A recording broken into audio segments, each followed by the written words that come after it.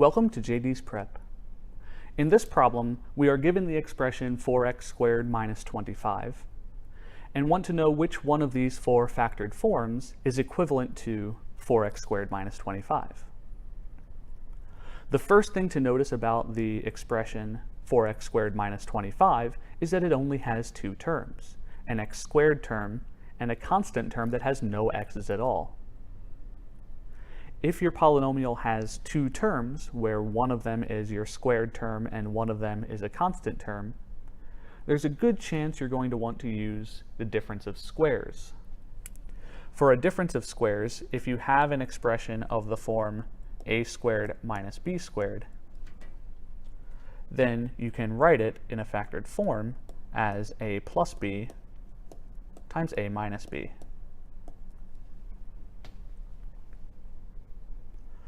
Since we're subtracting the two terms in our expression, there's a good chance that we're going to need to use this difference of squares.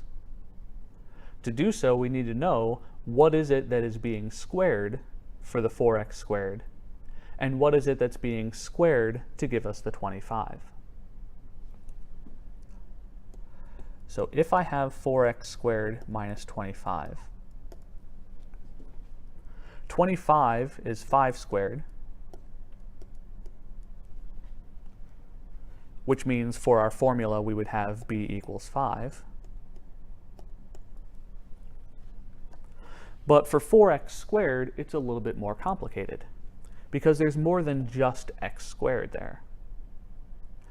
In order to know what is being squared, we need to know that anytime we square a product, so if I have something of the form a times b squared, then I square both the a and the b. Which means if I want to get to the 4x squared by squaring something, I need to square both the number, which would be the a, and x, which is the b. Well, 4 is 2 squared, and I'm also just squaring the x, so I can have just x in here, and write this as 2x squared. If you're not sure, you can always double check by multiplying out the 2x squared, which would be 2x times 2x. Multiplying the numbers 2 times 2 would give you 4, and multiplying the x times x would give you x squared. So you do actually get that 2x squared to be 4x squared. That means for our difference of squares formula up top, our a is going to be 2x. Since that's the expression that we squared as a whole in order to get to 4x squared. Now that we know what a and b are equal to, all we need to do is plug into that difference of squares formula the a plus b times a minus b.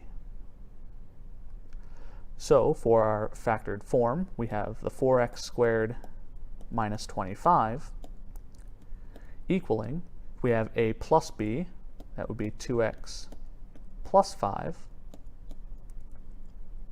times a minus b, which would be 2x minus 5. Looking up at our list, we see this is one of our selections, and it is here at number 3.